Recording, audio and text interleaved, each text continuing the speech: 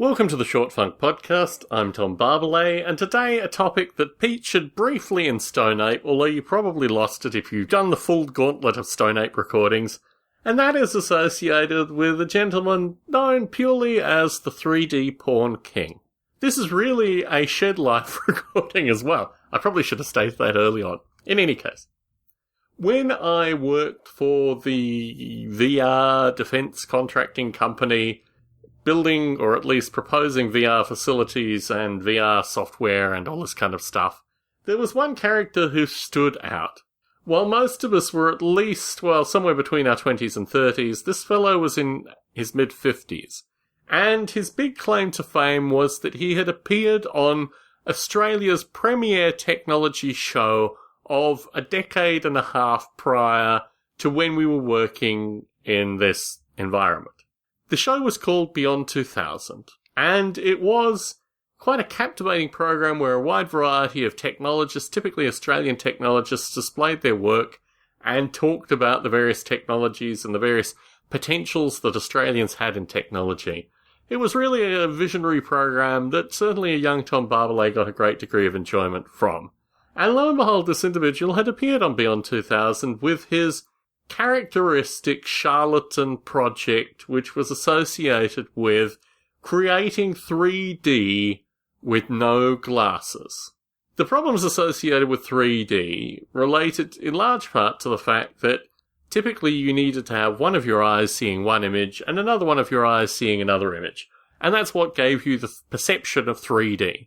Glasses were the best possible alternative to 3D in terms of, the real world, if such a thing exists. In any case, they enabled you to see stereoscopic images relatively easily through a variety of techniques, either strobing, in which case one side of glasses would show you one image and the other side of glasses would show you another image, or alternatively through polarization. And this was a somewhat popular technique, certainly as I was working in a VR facility, because you could have glasses that were polarized in one direction and glasses that were polarized in the other direction, and if you polarized the light that was being projected onto a screen and you didn't rotate your head in any funny way, you would be able to see one image and another image projected to you as if it existed out in space. It looked like 3D.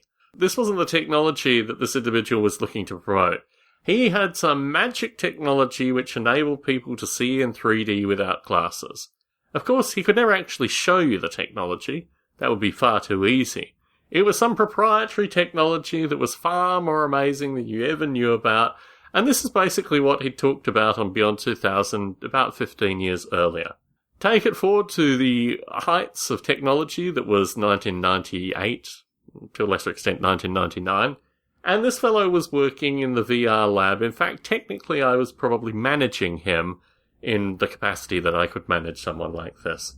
One of the things that I did through this period of time was I developed my 3D algorithm, which was called Psi, and the basis of the Douglas Rushkoff article that brought me to the US, that and another Short Funk recording. And through this, I required a colored Game Boy in order to write my landscape algorithm through the colored Game Boy's graphics. So I went and purchased a colored Game Boy, and I had my receipt associated with a colored Game Boy. And, all seemed to be well and true. I had a meeting with this individual, which was actually in my shed, which was the place that I lived in Canberra, Australia, towards the end of my time there. And I passed him the receipt and said, could he drop in the receipt so I'd get the cash back on the amount. All was fine. A few weeks go by and I hadn't received the cash back, but I was actually planning a trip to the US and the UK probably in order to see a couple of VR facilities. Yet, mysteriously, my cash hadn't come through. So I was in the office one day and I mentioned the fact that I'd never actually received my reimbursement associated with this receipt, and there was a bit of a hush-hush. And then the head of accounts noted to me, actually, we gave that money to, the fellow who'd appeared on Beyond 2000 15 years earlier because he'd put in the receipt for himself. This would all be well and good, aside from one small factoid, one small little bit of information that I haven't shared with you up until now. This fellow had a burgeoning career in 3D porn. Not in the performance of 3D porn, but in the filming of 3D porn. And he was a liability in terms of the work that we did, because so much of his content, so much of the 3D stuff that he produced, had interstitial breasts just thrown in. So, for example, we did a 3D environment clip for BMW, and mysteriously, about 2/3 of the way in, there was a flash of maybe half a second worth of breasts jiggling, and then the car rotations and all the other 3D graphics just continued. This, for me at least, was a little bit quizzical. We kind of chuckle about this guy. Aside from a few occasions where we actually employed women to do various bits of work, and then we had to kind of keep him away. But what he did, which was slightly more interesting, related to sports videography, and in particular videographing 15-year-old and 16-year-old girls doing gymnastics, doing high diving into water, wide variety of things that were just filmed in order to be ever so slightly inappropriately titillating to those that were interested in this kind of stuff.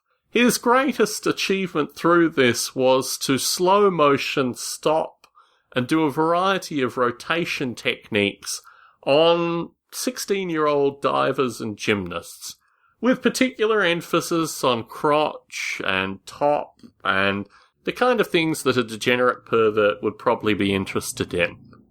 I had some slight ethical concerns associated with this. The age of consent in Australia at the time was 16, so technically none of these girls were really legally underage, but the whole thing just seemed to be a little bit uneasy.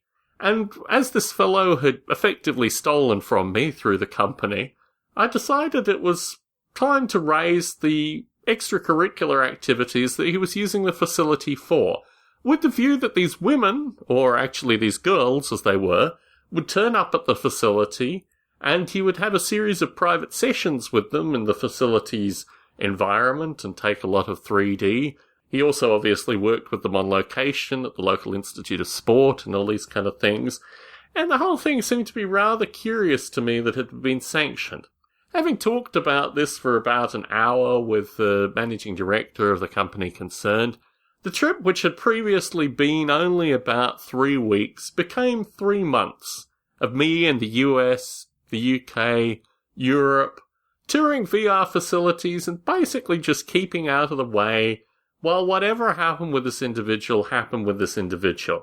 Strangely enough, not really a lot happened with this individual, and as I was leaving, my father, I think, came by the shed and noted, "Isn't that 3D porn guy?" Just through his general demeanour. His appearance alone was sufficient to create the sense in people's minds that he was who he was, through, in part, my descriptions of him periodically, but also in part through his general demeanour.